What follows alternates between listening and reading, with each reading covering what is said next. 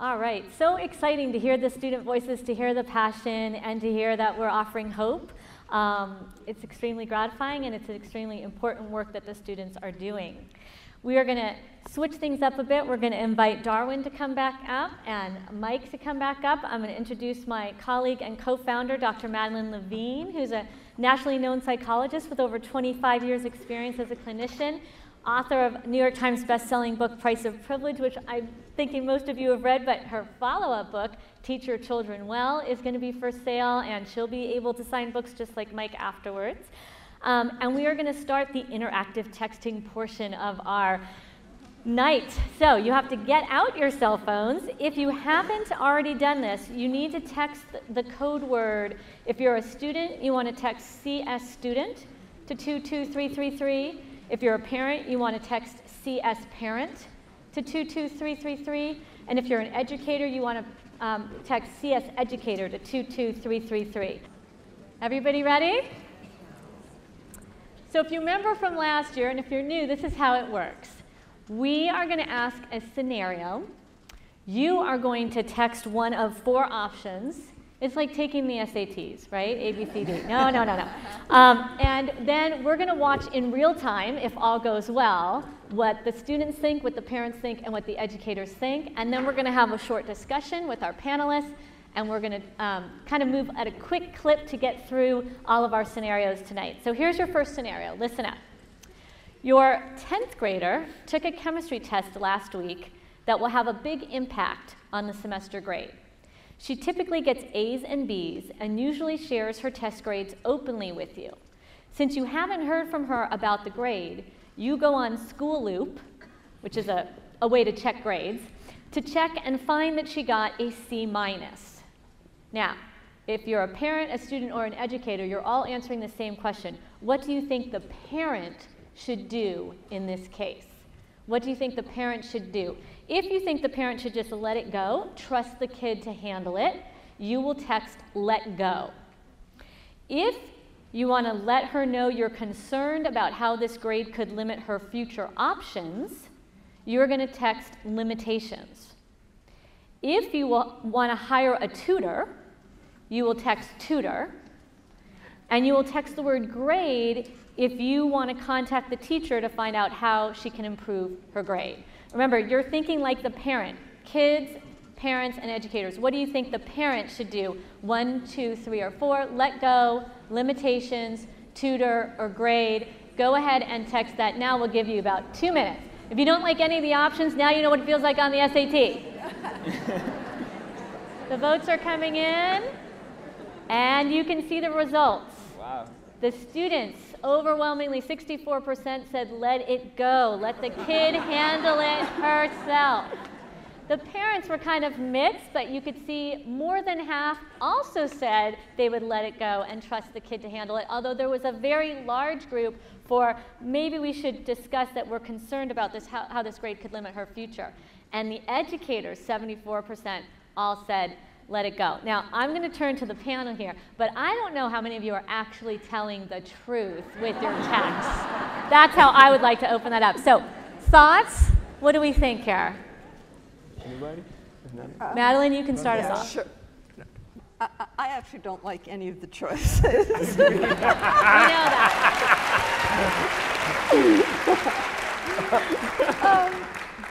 Because obviously, my choice would be, have a chat with your kid about it. It's sort of like, thank you. You're still in that, you're still in the consultant role, so you're not totally out of it. It's a big change. What's going on? I think it's really critical to have that chat in the most low-key way possible. So it's not an accusation. I hate checking on, I call it power snoop, not loop, because I think it's actually very addictive, because you get constant reinforcement, positive reinforcement, which is an answer. So I think it's very hard to do that on occasion, and doing it all the time means that, how would any of you feel if somebody was checking your performance every day at any given moment? I mean, that would be most uncomfortable. So I like the idea of just chatting with your kid better and doing it in a low-key way. That's my answer. Darwin? Yeah, I actually think that kind of like the opposite. As a student, I agree with the students. I mean, it's only one time. Yeah. But at the same time, I think that it's also beneficial for the student because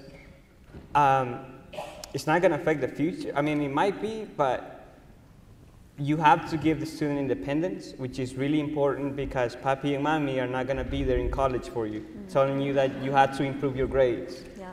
So I think that, especially high school students, should take full responsibility for their grades. The only thing I would add, I would differ a little bit. I'd go with Madeline on this one. Is that again, I didn't like any of the answers, so I would have probably written something in by hand. As the parent, I would talk to my daughter, in part because by the way the question was written, and maybe I'm just projecting onto it, it sounded like grades were important to her. And she's probably going to be frustrated in a little bit of pain. And I don't want her to feel like, if I completely blow it off, it'll feel like I'm abandoning her. And I want her to know I'm there. I'm not going to push her about why this happened, but I just want to check in and see how she's doing, because she's probably feeling pretty down about it. Right. And it also sort of sets the stage for we can talk about stuff. Right. Keeps the relationship going, as you've said. Maddie? Yeah, I agree. I think that it depends on what kind of check-in it is. So yeah, I definitely think that has a big deal, and because the question said that she gets A's, mostly B's, again, she cares about her grades, so I agree with that, but I don't think a check-in hurts, and it kind of alleviates that assuming how she's feeling, what happened, this and that, and she could just say, hey, I had a bad day, or I really didn't have time to study, and it just kind of eliminates that if done properly. I think this underscores one of the last points I was making, though, is that if the conversation's only about grades, then as soon as the student does poorly, they're going to go underground. Right. That's why the conversation needs to be more about learning, and grades can be a piece of this, absolutely, but it shouldn't be the only piece. Well, and I'm a little concerned about the 11%, no offense out there, 11%, but it's contact the teacher to find out how to improve the grade. The parents should not be contacting the teacher, right? Let's just make that really clear. Right? You have a 10th grader. If you want to have that as part of your discussion about, hey, you want to think about how you might contact the teacher, you might want to help them learn to advocate for themselves, might ask them what went wrong, are you not sure what went wrong? But the parent with a 10th grader should not be contacting the teacher. So you want to kind of rethink that. I am happy because last year we had so many people say, hire a tutor. Right? I'm so happy that was very, very low. Right. The only other thing I would say is if this becomes a pattern, right, then the conversation about future limitations may make sense. That's right. Well, I mean, it troubles me just a little bit that a third of the parents said that it could limit their future. And the reason it troubles me, to those parents who felt that way, is there are going to be tons of things that a teenager does that has the possibility of limiting their future. Yeah. That's good. The least of which is a single C-. Yeah. Good. Yeah. Good. So I was just thinking about how much anxiety that would just give me if I misstepped or I said something wrong or I got one poor grade and all of a sudden it's like your future's limited now, and it's sort of like. Yeah. So. And the reality is, if she's on a college track, and this is important to her, she knows full well how important this is. It's in the air in schools. I mean, the kids are talking about this all the time. So that's, again, where we'd lecture them about something they already know. All right. We liked how you did on scenario number 1. Let's turn to scenario number 2. This is a little different. Johnny spends almost every free moment in front of a screen, playing games, watching TV, surfing the web. It's hard to get him to bed on time. It detracts from his ability to do other things, such as spend time with family and friends. We see more kids like Johnny every day, from kindergartners all the way up to high school and college students. This is your question. In your home or your school, what is the greatest challenge posed by the increase of media? And by media, we mean anything with a screen. That is, where does this hit you the hardest? What's the greatest challenge posed by the increase of media use by kids? So here are your options. This is your own personal question, okay? Is your greatest challenge inappropriate use, like violence, pornography, cyberbullying? Is that the greatest challenge in your home or school? If it is, you're going to text in-app. Is it that it interferes with family time? Then you're going to text family time. Is it that it interferes with downtime and sleep? Then you're going to text down sleep. Is it that it interferes with schoolwork? Then you're going to text schoolwork. And is it that it interferes with the development of interpersonal skills?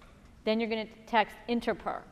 Again, all of these are problems with media use. You are deciding what is the greatest issue at your home or school. Inappropriate use, interferes with family time, interferes with downtime, interferes with schoolwork, interferes with the development of interpersonal skills.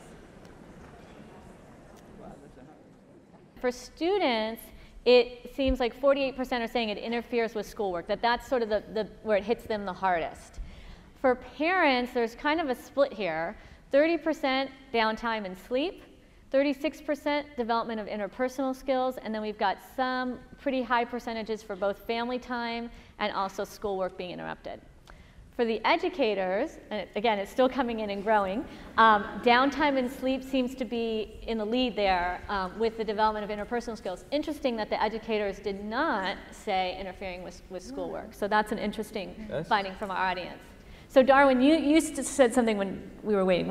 Tell me what you were saying. Yeah, I mentioned that it interferes with schoolwork, which is really important, and family time. And also, if you spend that time in front of a screen, you got a problem. You got something going on in that brain. If you spend that much time. Yeah, if you spend that much time, in front of a screen, there has to be something psychological inside that brain. Yeah. Yeah. I mean, that's my thinking right now, and I'm going for it. Maddie, what do you think? Well, I guess I'm kind of an outlier here, just because I'm, saying, well, what would I do? But yeah, for me, it'd be downtime and sleep, I guess, would be the big one. Yeah. Yeah. Mike? I would go with Maddie on this downtime and sleep. Like is the wrong word, but all those answers are pretty accurate, and one leaks into the other. But I do get concerned that kids stay busy all the time, and it's the inability to just leave it alone for a while. I mean, what is it they're doing in New York with their cell phones and everything? They go to dinner, young people are going to dinner, putting it on the table, and the first one that touches their cell phone pays for dinner. Because they're so addictive, and someone always ends up buying dinner. So I'm very wary of that, the addictiveness of it, especially as it affects sleep. Okay. And there is, I'll say the melatonin bit, Madeline, then I'll let you weigh in, which is what we know from being on a screen that late at night is it actually affects the melatonin.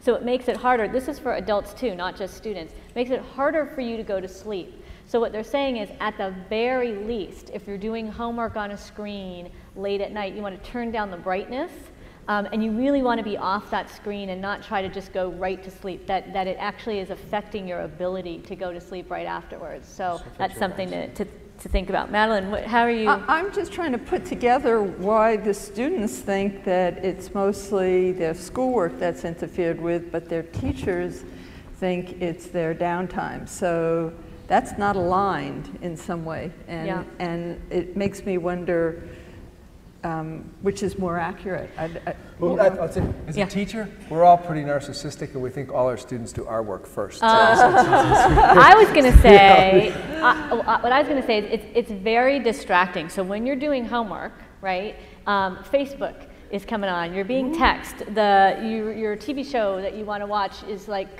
calling you, it's a Glee night, it's a Glee night, it's a Glee night. And it interferes with your schoolwork because of the constant bombardment. So I can understand 47% saying that, maybe that's where it's coming from, just because you feel like that's what you have to do, that's your job, that's what you're trying to get done, and you're constantly being bombarded.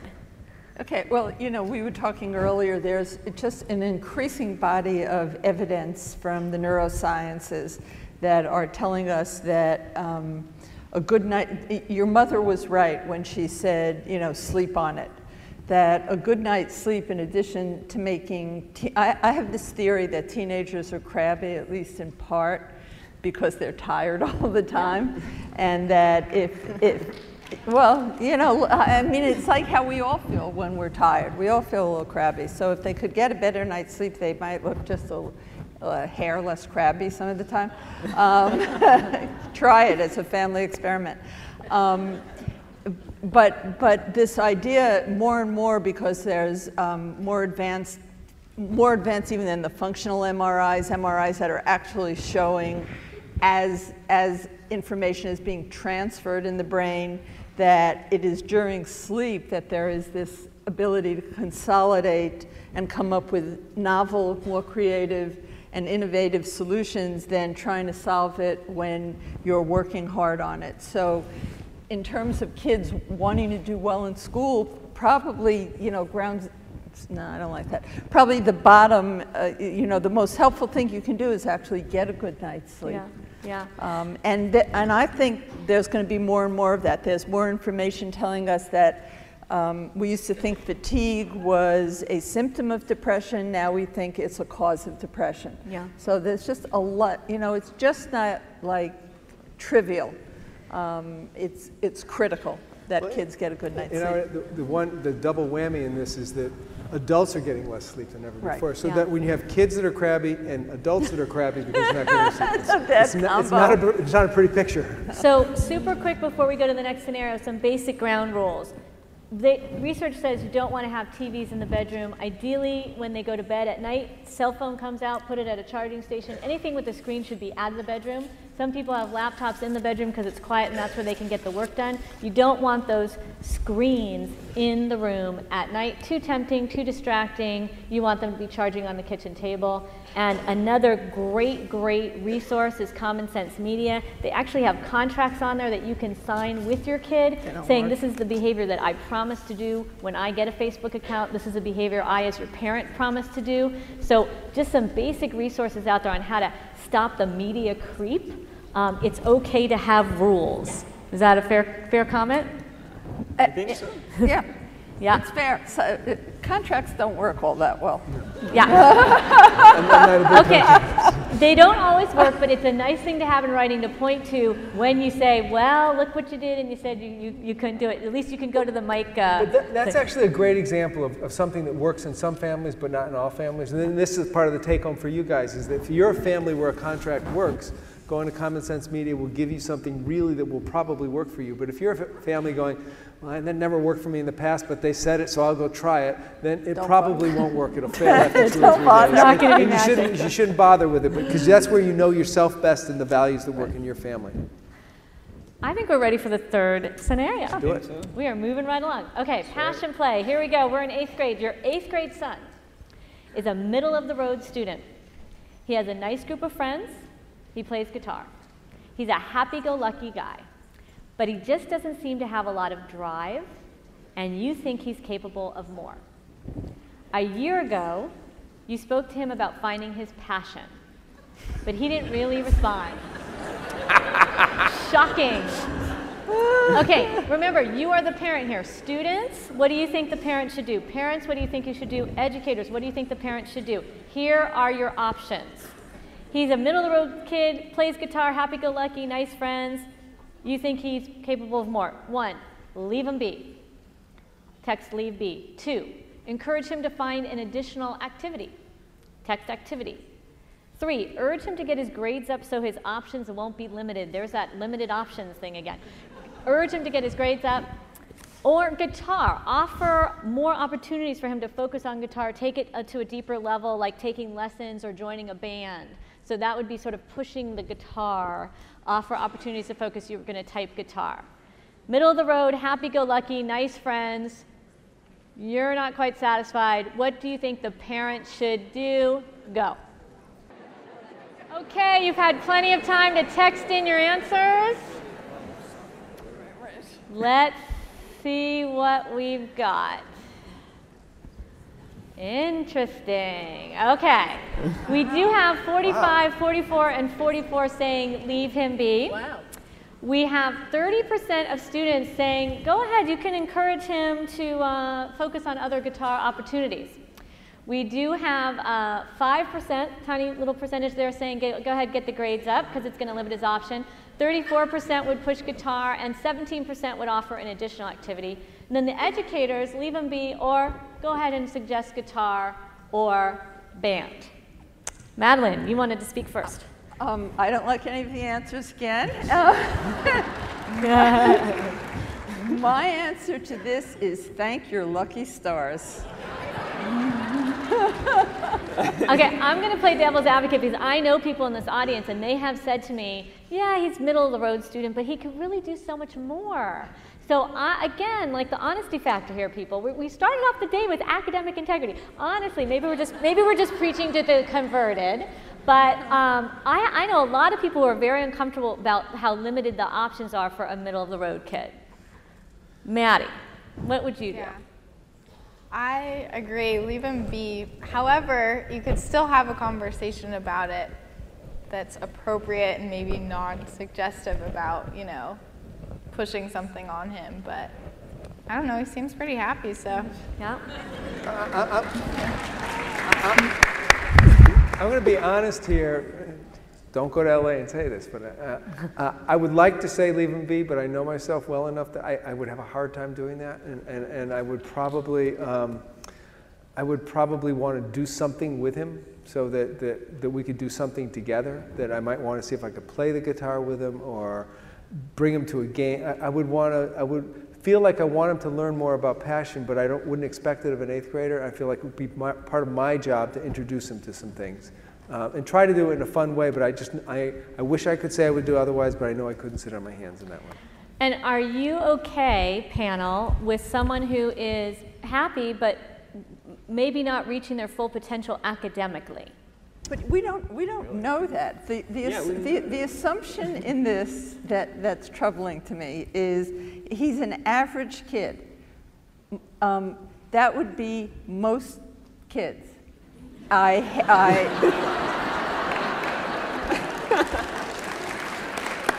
how statistics work. Remember the stats. It's not Lake Wobegon?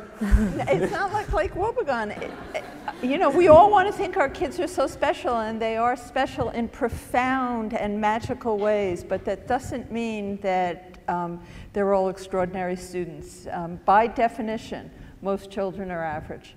And that's a tough message, and nobody likes to hear it, but it in fact is the statistical truth. And if you have a kid who's happy and has good friends, which we know is really predictive of adjustment in adolescence, I mean, all you do by pushing more is to make him not feel so good about himself, and I don't see any benefit in that. You want to? I just say let him be. I don't think parents should have the say in, you know, helping the kid. I mean, I understand the parents' point of view, but as a student, I had to say that I wouldn't like my parents choosing my passion. So, yeah. I mean, let the kid be. You know, let him discover his passion.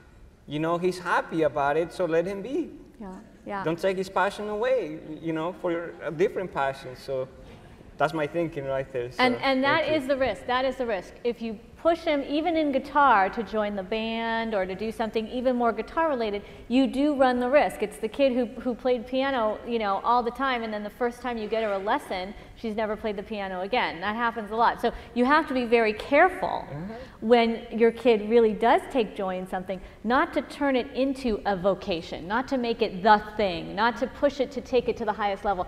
Maybe he plays guitar because it's a positive coping strategy for him and it relaxes him, but he never wants to be the next great guitarist. It's not going to be what he puts on his college application, and he's not going to go to Carnegie Hall. Can you go to Carnegie Hall for guitar? I don't even know. Yes, Mike says yes.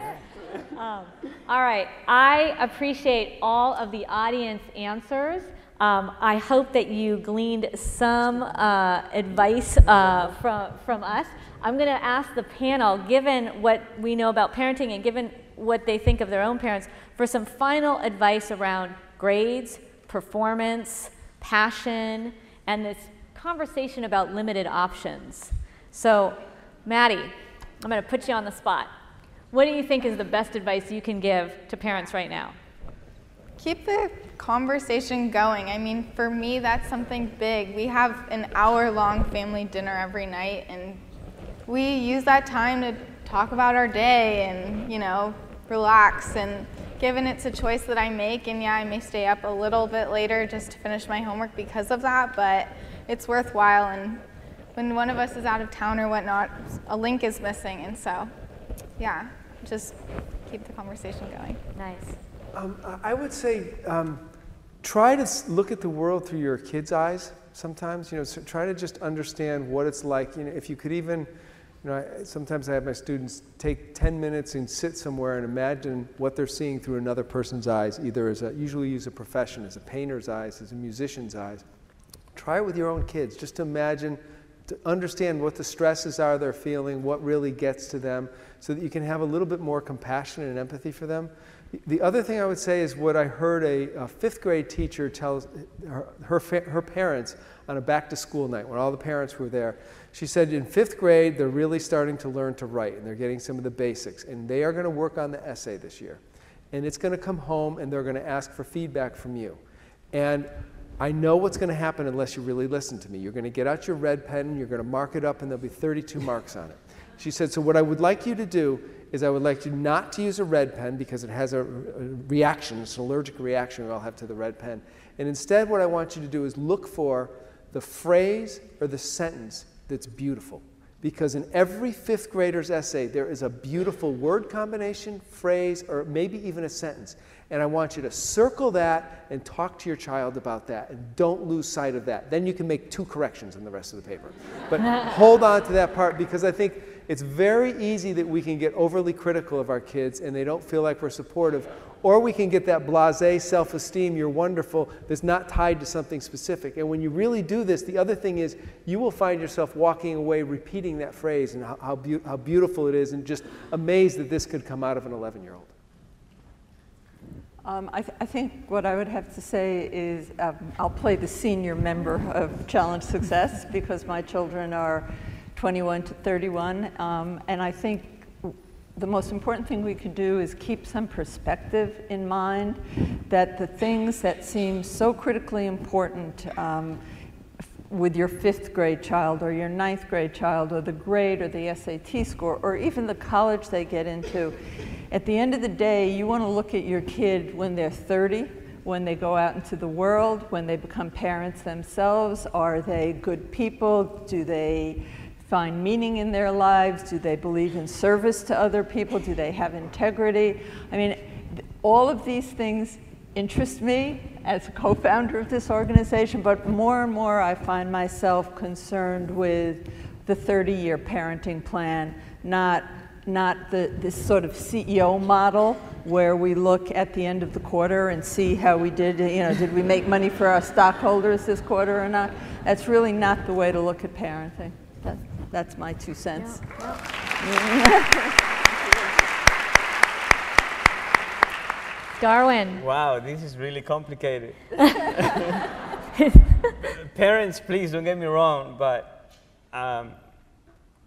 you know, I would say as a student, you know, as a son, I have to say that let your son or daughter make their own decisions.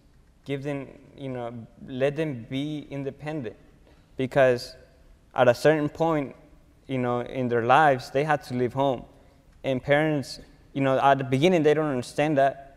And I understand why, but, you know, don't make the decisions for them, because that's going to, you know, affect them in the future.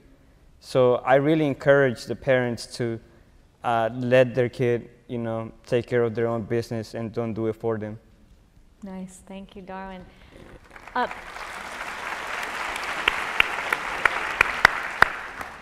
At Challenge Success, we have a mnemonic aid that many of you know called PDF. It doesn't stand for portable document format. It stands for playtime, downtime, and family time.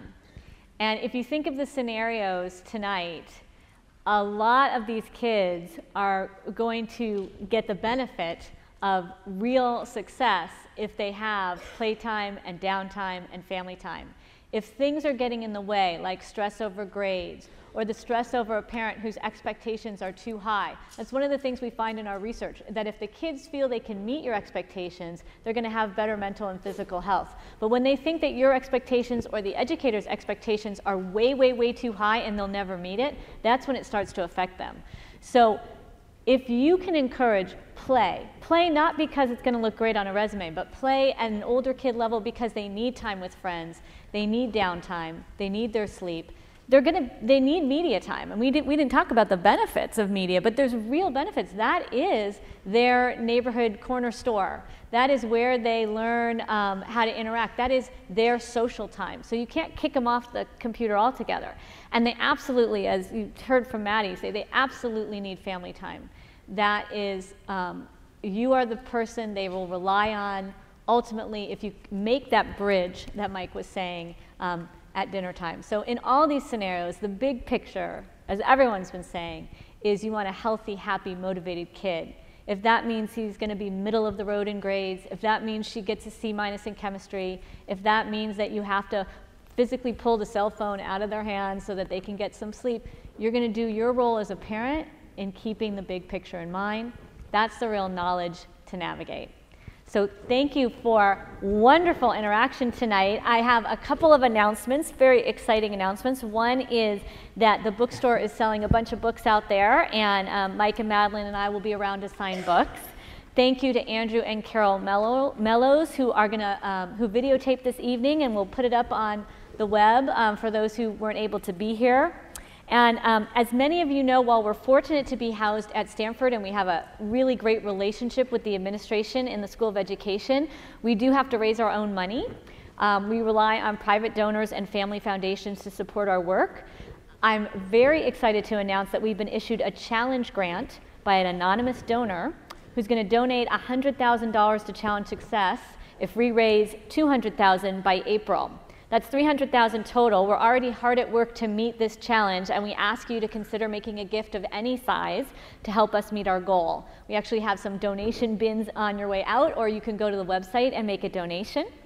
We like to improve our craft every year, so we ask that you take a moment to fill out the evaluations that are in your program and to give them to the coaches before you leave. The coaches are going to be around the room collecting evaluations. School teams, we will see you tomorrow at 8:30 a.m. in Cubberley, which is not this building. It's the building down the road. And I want to just thank each and every one of you for joining us tonight. You've taken a positive step this evening by showing up. As Mike said, show up and learning more about our program. You are already helping to make a difference. You're part of the solution. It's going to take all of us working together to change the high-pressure system in which we live and to work to ensure that one day all youth can thrive. Thanks again. We really appreciate it.